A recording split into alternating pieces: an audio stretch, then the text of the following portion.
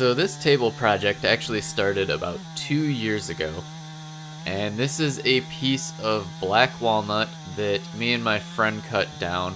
The utility company bought a 15-foot section behind everyone's house and told everyone that they were going to have to cut down all the trees, and if they wanted to keep the wood, they could.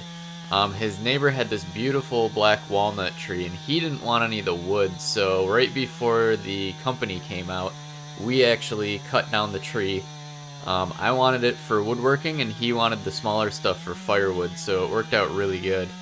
And I ended up getting a lot of bowl blanks, and then this log in particular, I used the Alaska chainsaw mill on and milled that up. So that's been drying in my music room for probably 2 or 3 years now at this point, and we're going to use it to make this table.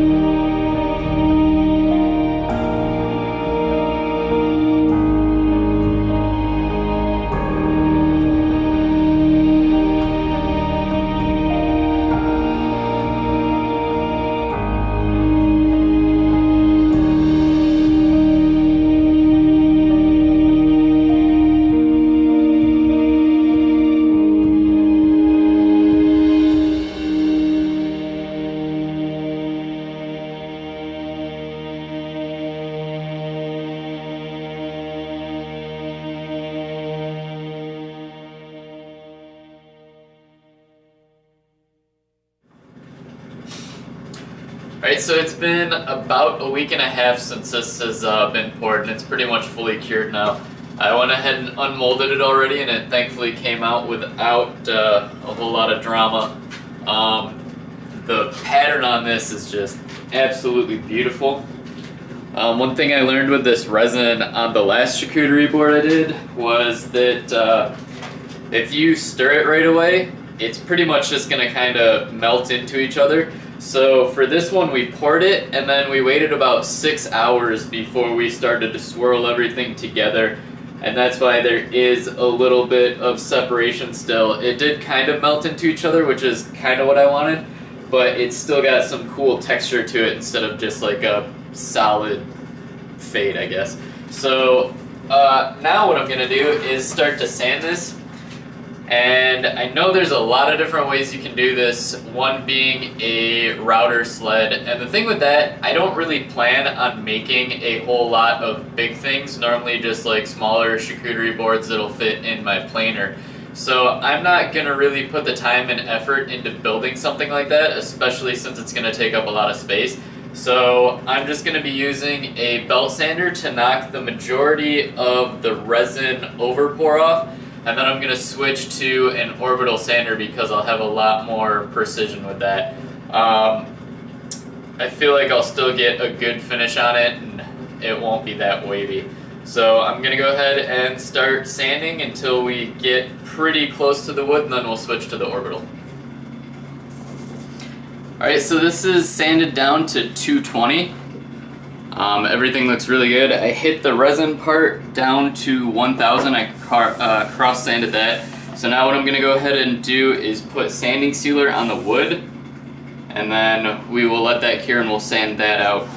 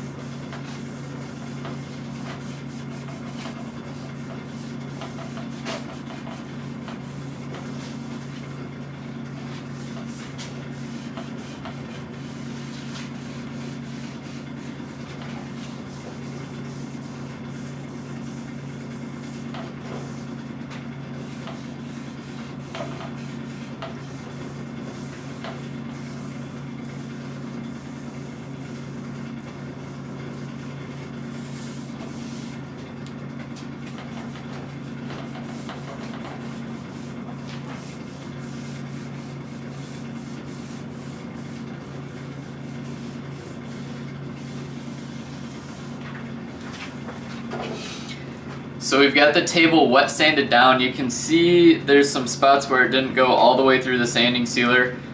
Hopefully this kind of cloudiness goes away, but the resin looks really good and clear and smooth.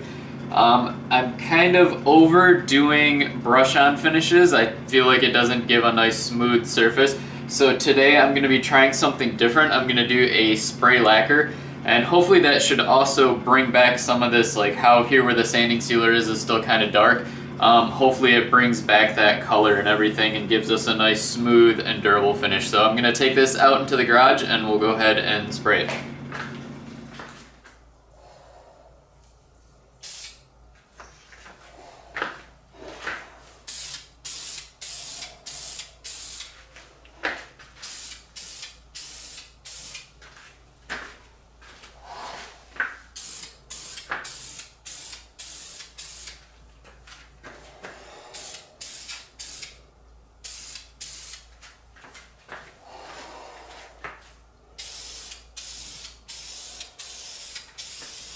I didn't show the entire finishing process, but I ended up putting 3 coats of lacquer on, and I let that cure for about a day before I wet sanded it to 1000 grit, and I added 2 or 3 more coats, and it came out really smooth and really shiny, so I was very happy with that finish. I didn't do a video fabricating the metal frame just because this video is more on the wood and resin portion of this, but I did make this frame out of 1-inch square stock and angle iron, and I put a 45-degree angle and then cut an inch out on the corners of this frame. The frame I did out of angle iron, so it'd be fairly rigid and kind of hopefully keep this piece from getting any type of warp or anything if the wood shifts. Then I made the legs, and those also have 45-degree angles and are welded right to that frame. After that was all welded up, I had to remove all the rust. Unfortunately, the only piece of square stock the hardware store had was really rusty. So I got that all cleaned up and then painted the whole thing black.